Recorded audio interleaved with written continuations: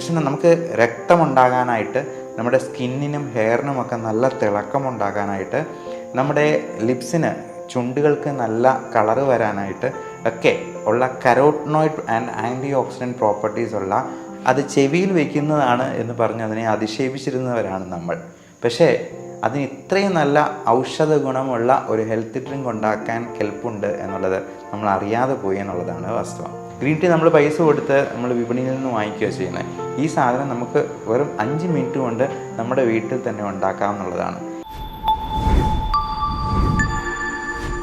Green ടീയുടെ ബെനഫിറ്റ്സിനെ കുറിച്ച് നമുക്ക് എല്ലാവർക്കും അറിവുള്ളതാണ്.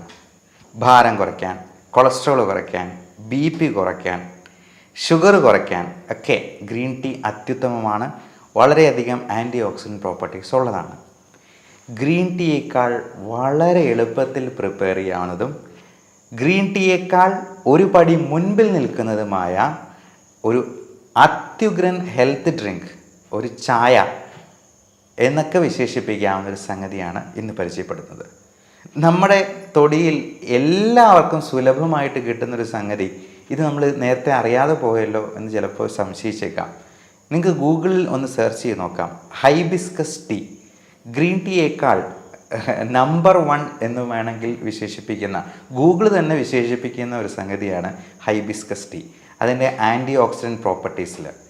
കാരണം ഗ്രീൻ ടീയേക്കാൾ കൂടുതൽ ഗുണങ്ങളുള്ള ആൻറ്റി ഓക്സിഡൻസ് ഉള്ള ഒന്നാണ് ഈ ചെമ്പരത്തി ചായ. ഹൈബിസ്കസ് എന്ന് പറഞ്ഞാൽ നമ്മുടെ തൊടിയിലുണ്ടാകുന്ന ചെമ്പരത്തി പൂ തന്നെയാണ്. അത് ചെവിയിൽ വയ്ക്കുന്നതാണ് എന്ന് പറഞ്ഞ് അതിനെ അധിക്ഷേപിച്ചിരുന്നവരാണ് നമ്മൾ. പക്ഷേ അതിന് ഇത്രയും നല്ല ഔഷധ ഗുണമുള്ള ഒരു ഹെൽത്ത് ഡ്രിങ്ക് ഉണ്ടാക്കാൻ കെൽപ്പുണ്ട് എന്നുള്ളത് നമ്മൾ അറിയാതെ പോയി എന്നുള്ളതാണ് വാസ്തവം. അപ്പോൾ ഈ ചെമ്പരത്തി ചായ നമുക്ക് ചായ ആയിട്ട് ചൂടോടെ വേണം സെർവ് ചെയ്യാം. അത് വേണമെങ്കിൽ ഐസിനകത്തേക്ക് ഒഴിച്ചിട്ടുണ്ടെങ്കിൽ അത് നല്ലൊരു കൂൾ ഡ്രിങ്ക് ആയിട്ട് വേണമെങ്കിൽ സെർവ് ചെയ്യാം. അപ്പോൾ ഈ ചെമ്പരത്തി ചായ പ്രിപ്പയർ ചെയ്യാൻ എന്താ വേണ്ടതെന്നുള്ളതല്ലേ, വേറെ ഒന്നും വേണ്ട. 2 ചെമ്പരത്തി, 1 ഗ്ലാസ് ചൂടുവെള്ളം, നല്ല തിളപ്പിച്ച വെള്ളം തന്നെ എടുക്കുക. പിന്നെ 2 നാരങ്ങ അല്ലി, ഒരു നാരങ്ങയുടെ പകുതിയാണെങ്കിലും മതി. ഇത്രയും മാത്രം മതി. ഇതിന് മധുരമൊന്നും ചേർക്കേണ്ട കാര്യമില്ല. മധുരം വേണോ എന്ന് നിർബന്ധമുണ്ടെങ്കിൽ മാത്രം മധുരം ആഡ് ചെയ്യാം. ഇപ്പം ഡയബറ്റിക് ആയിട്ടുള്ള പേഷ്യൻസിന് ഇത് നേരെ കുടിക്കാവുന്നതേ ഉള്ളൂ. അതിന് നല്ല ടേസ്റ്റുള്ള സംഗതിയാണ്. അതിന് യാതൊരു ചവർപ്പോ പ്രശ്നങ്ങളോ ഒന്നും ഉണ്ടാകത്തില്ല. അതിൻ്റെ കളറ് കണ്ടു കഴിഞ്ഞിട്ടുണ്ടെങ്കിൽ നമ്മൾ അത് വേറെ എന്തെങ്കിലും ആർട്ടിഫിഷ്യൽ ഫ്ലേവർ ചേർത്തതാണോ എന്ന് പോലും സംശയിച്ചു പോകും. പിന്നെ നിർബന്ധമാണെന്നുണ്ടെങ്കിൽ ഇതിന് 1 ടീസ്പൂണോ വല്ലതും ഷുഗറോ അല്ലെങ്കിൽ ഷുഗർ ഫ്രീയോ ആഡ് ചെയ്യുന്നതിന് കുഴപ്പമില്ല. നല്ലൊരു ടേസ്റ്റും കൂടെ കിട്ടുന്നതാണ്. പിന്നെ ഇതിൻ്റെ ഒരു ഫ്ലേവർ വേണമെങ്കിൽ മാറ്റി പിടിക്കാനായിട്ട് വേണമെങ്കിൽ ഏലക്ക ഇടാവുന്നതാണ്. അപ്പോൾ സിനമണോ ക്ലോവ്സോ അങ്ങനെയുള്ള സ്പൈസസ് ആഡ് ചെയ്യുന്നാൽ വേറൊരു ടേസ്റ്റിൽ നമുക്ക് ഈ ചായ പ്രിപ്പയർ ചെയ്യാവുന്നതാണ്.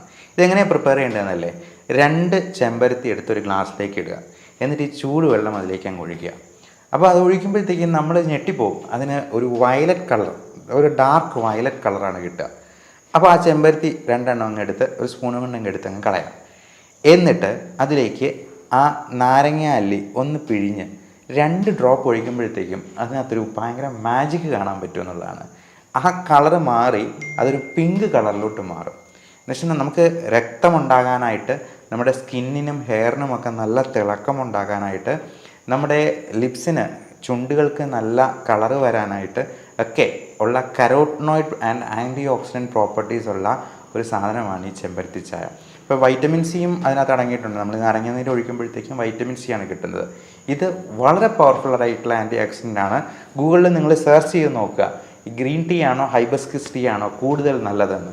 ഗ്രീൻ ടീ നമ്മൾ പൈസ കൊടുത്ത് നമ്മൾ വിപണിയിൽ നിന്ന് വാങ്ങിക്കുകയോ ചെയ്യുന്നത്. ഈ സാധനം നമുക്ക് വെറും 5 മിനിറ്റ് കൊണ്ട് നമ്മുടെ വീട്ടിൽ തന്നെ ഉണ്ടാക്കാവുന്നതാണ്. എല്ലാവരും ഒന്ന് ട്രൈ ചെയ്ത് നോക്കുക. അപ്പോൾ ഇത് തണുപ്പിക്കണമെന്നുണ്ടെങ്കിൽ വേണമെങ്കിൽ ഫ്രിഡ്ജിൽ വെച്ചിട്ട് തണുപ്പിക്കുകയോ, അല്ലെന്നുണ്ടെങ്കിൽ ഈ ചൂടൊന്ന് ആറിക്കഴിയുമ്പോഴത്തേക്കും 3-4 ഐസ് ക്യൂബ്സിൻ്റെ ഉള്ളിലോട്ട് അതങ്ങ് ഒഴിച്ച് കഴിഞ്ഞിട്ടുണ്ടെങ്കിൽ അത് നല്ല കൂൾ ഡ്രിങ്ക് ആയിട്ട് നമുക്ക് കുടിക്കാവുന്നതുമാണ്.